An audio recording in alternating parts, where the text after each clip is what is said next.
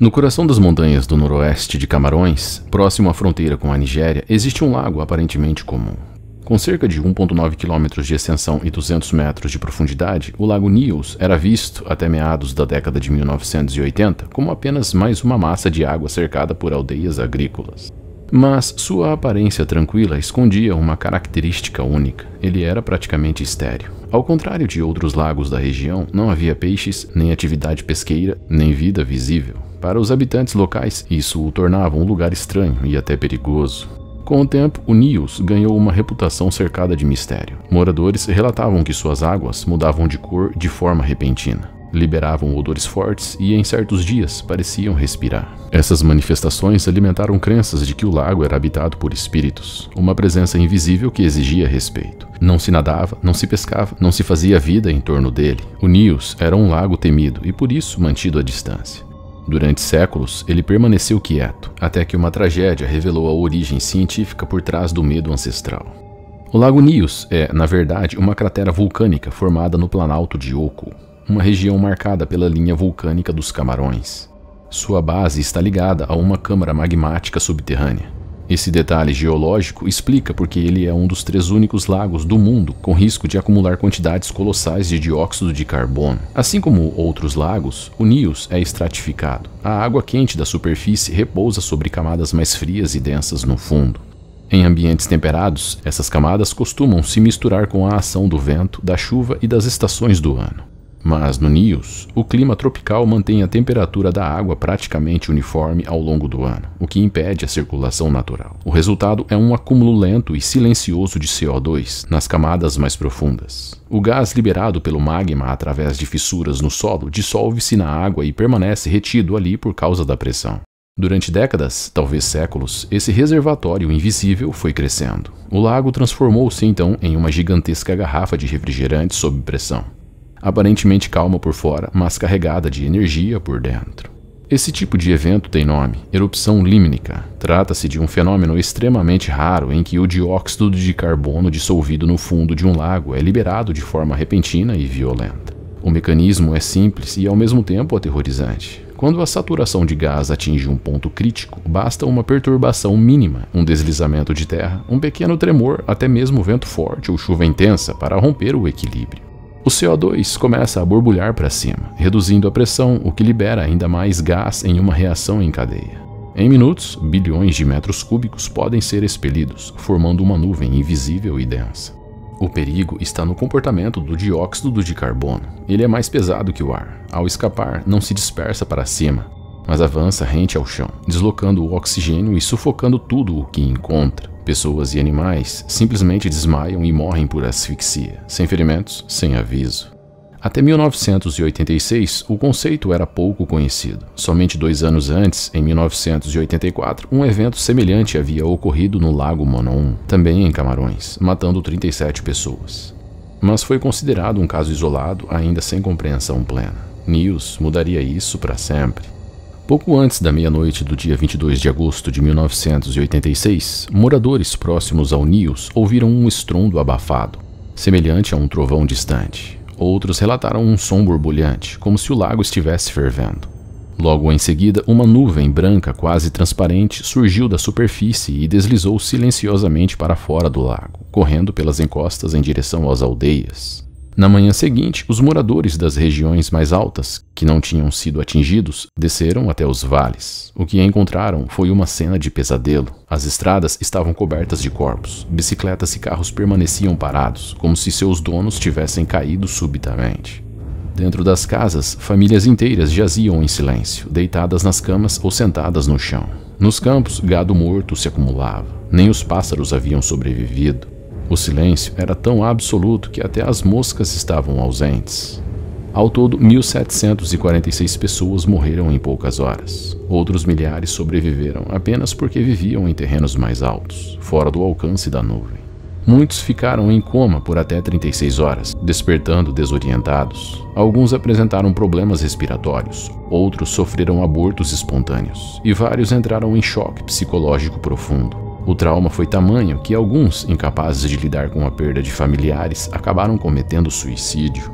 As primeiras informações chegaram ao governo camaronês de forma confusa. O presidente Paul Biya, no poder desde 1982, rapidamente pediu ajuda internacional. O país não possuía estrutura científica capaz de explicar o que havia acontecido. Equipes da França, dos Estados Unidos e da Nigéria chegaram em questão de dias. Geólogos, vulcanologistas, médicos e militares encontraram uma região em estado de horror. Não havia destruição material, nenhuma casa explodida, nenhuma árvore derrubada, apenas morte. A ausência de ferimentos nos corpos confundia ainda mais. Jornais da época falavam em um desastre misterioso e sem precedentes. O medo contaminava até os socorristas. Alguns usavam máscaras improvisadas, outros se recusavam a tocar nos cadáveres, imaginando que ainda houvesse risco. Diante da quantidade de vítimas, funerais tradicionais eram impossíveis.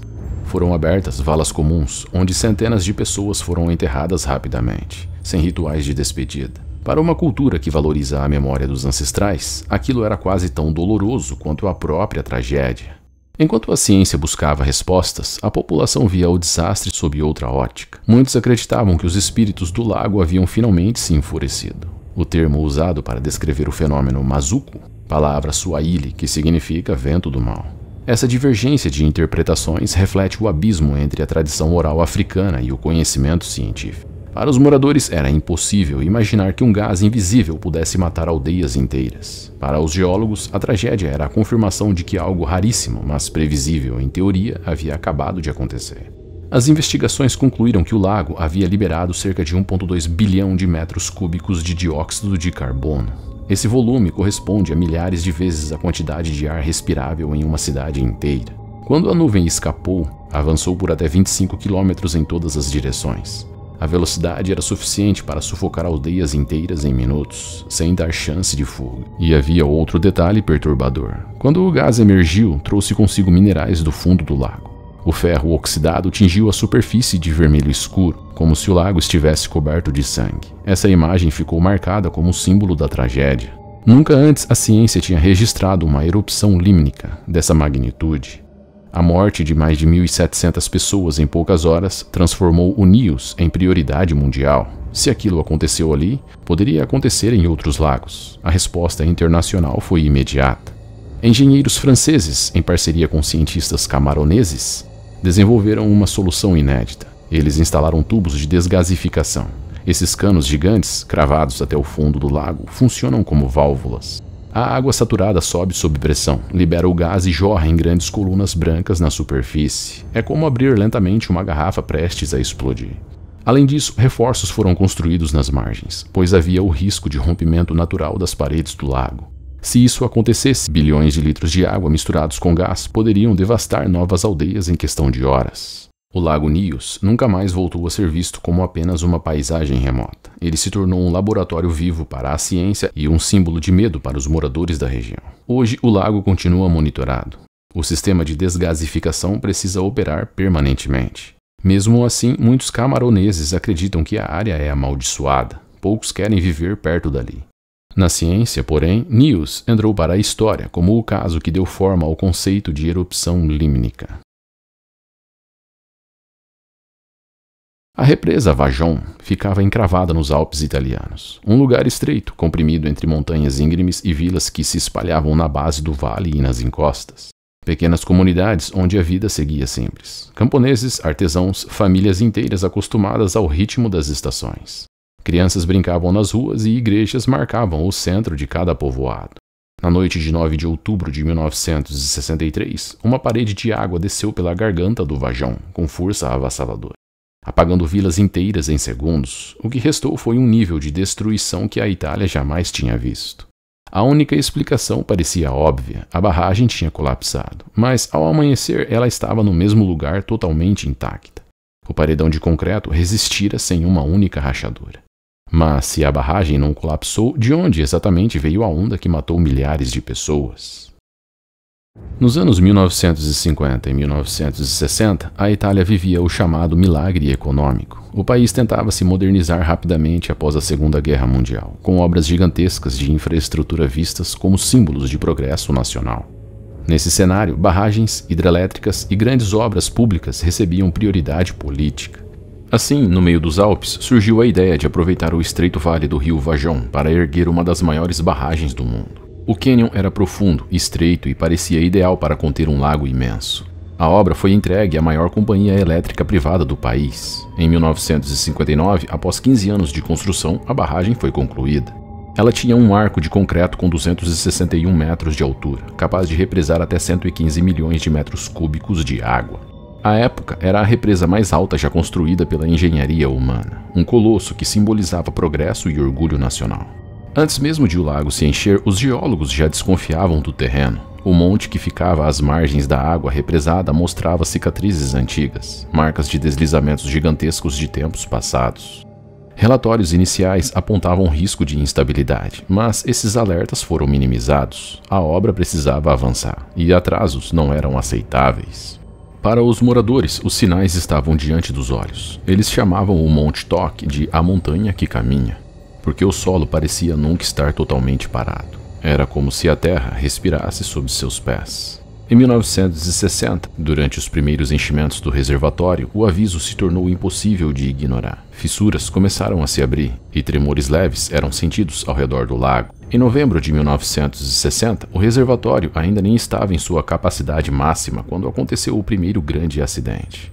Aproximadamente 700 mil metros cúbicos de rocha se desprenderam do Monte Toc e despencaram no lago. A massa gerou uma onda que atingiu as margens, mas sem causar mortes.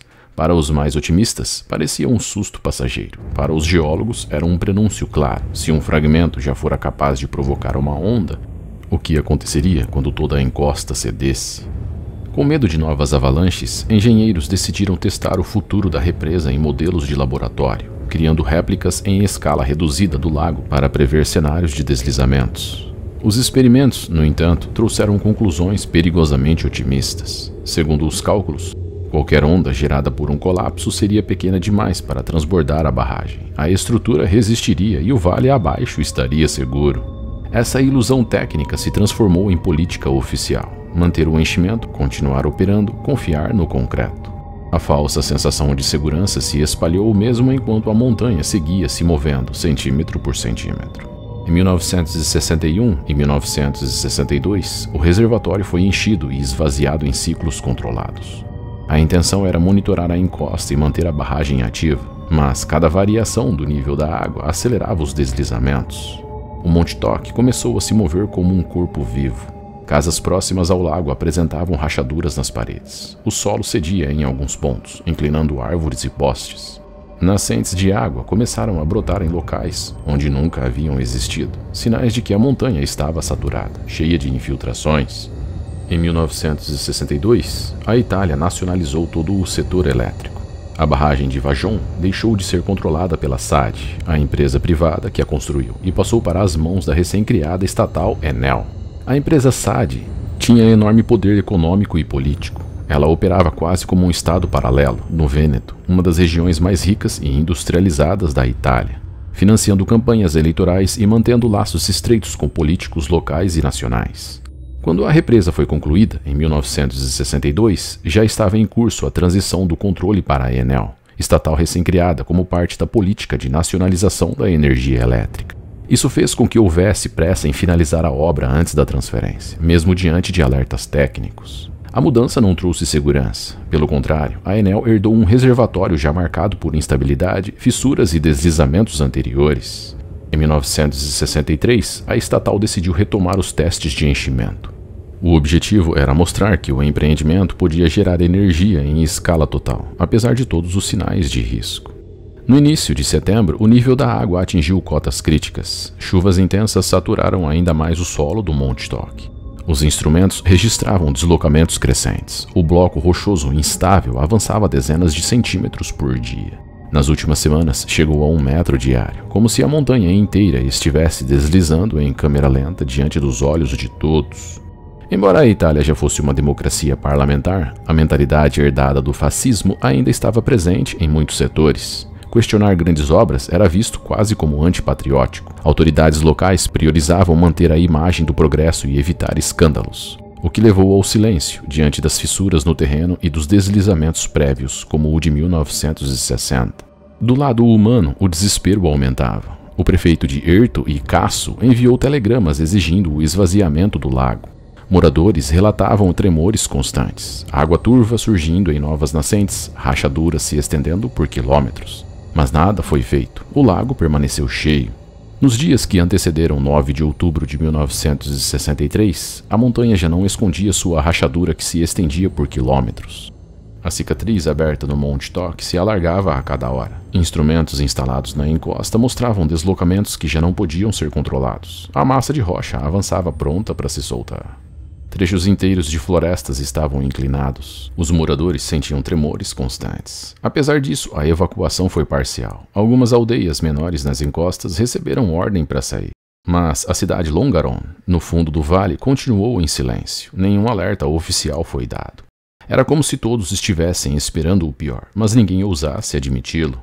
Às 22h39 da noite de 9 de outubro, o Monte Toque cedeu. De uma só vez, cerca de 260 milhões de metros cúbicos de rocha se desprenderam da encosta.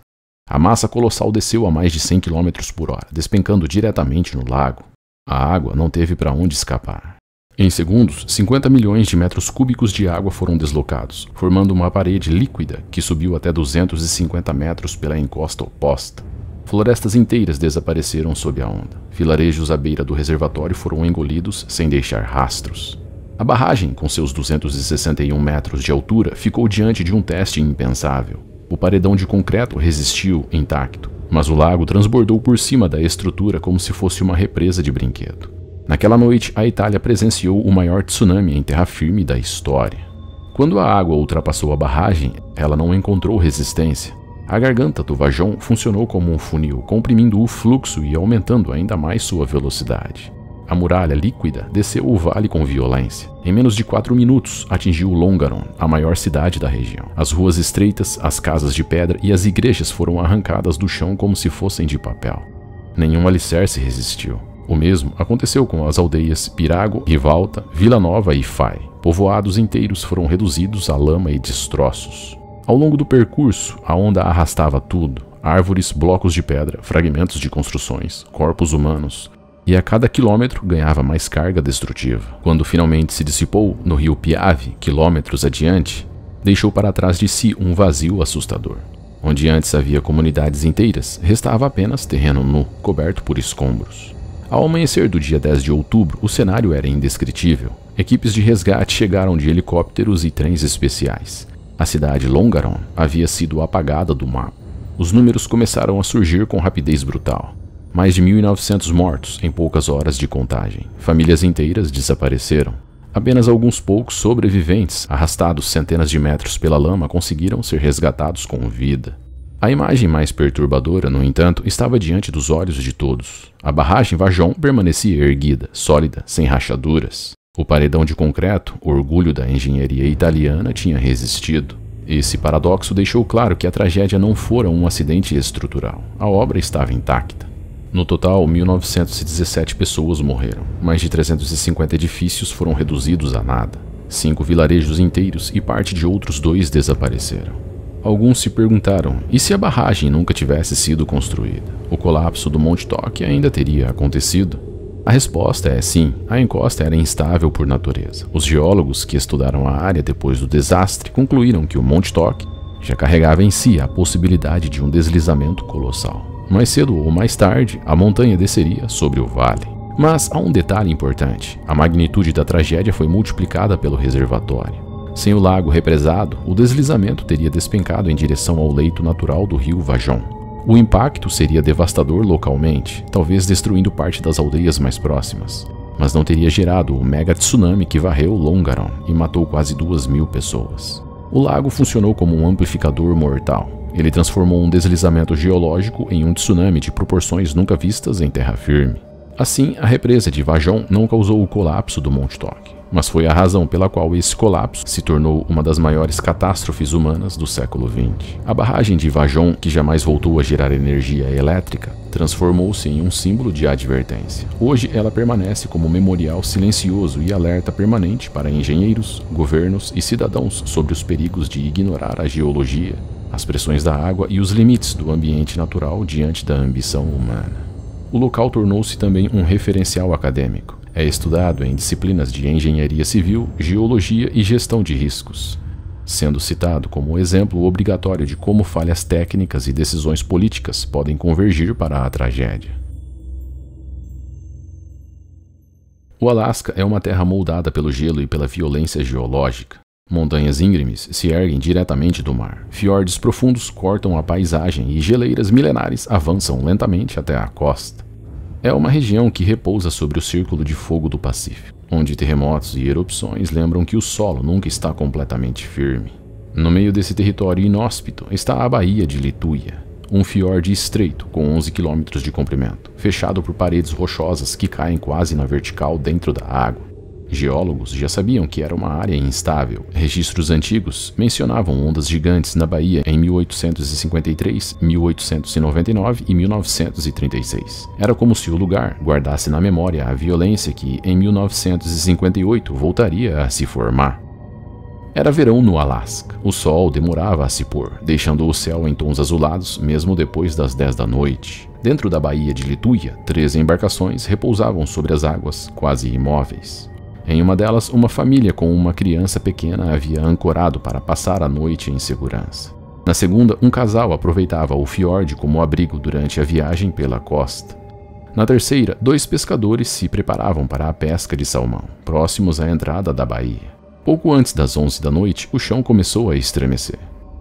Das encostas, pedaços de rocha começaram a despencar, acompanhados por estalos que ecoavam como trovões. Nos barcos, as famílias sentiram o convés vibrar como se algo se agitasse sob a água. Objetos caíram, cordas se soltaram. Era impossível saber a origem, o som vinha de todos os lados. Então, em segundos, uma massa colossal se desprendeu da parede da montanha. Milhões de toneladas de rocha e gelo despencaram de quase 900 metros de altura, mergulhando direto na baía. Em seguida, toda a água foi empurrada de uma só vez, erguendo-se como se o mar tivesse se levantado em bloco. Do convés, ninguém conseguia compreender o que via. Uma muralha líquida subindo pelas encostas, arrancando árvores de centenas de anos como se fossem gravetos. Os barcos foram engolidos. Um deles foi erguido e lançado adiante como se não tivesse peso. Outro foi chacoalhado de um lado para o outro, cercado por troncos que desciam junto com a onda. O terceiro, próximo à entrada, desapareceu para sempre. O som era ensurdecedor. Água, rocha e florestas inteiras misturadas em um único movimento. Dentro da baía, a onda subiu a centenas de metros pelas encostas, deixando um corte nu na montanha. Quando a fúria da água finalmente se dissipou, a baía mergulhou em silêncio outra vez, mas não era mais o mesmo lugar. As encostas, que antes eram cobertas de florestas, estavam nuas. Uma faixa gigantesca de terra limpa, sem árvores nem vegetação, marcava até onde a onda havia alcançado. Era como se uma lâmina tivesse passado pela montanha, deixando uma cicatriz clara contra o verde da floresta. Os barcos que resistiram estavam cercados por um cenário irreal. Troncos inteiros flutuavam misturados a blocos de gelo e lama. A água calma havia se transformado em um campo de destroços. A maior onda da história moderna não havia cruzado oceanos. Ela nasceu e morreu dentro de um fiorde esquecido no Alasca. Nos dias seguintes, a notícia se espalhou pelo mundo.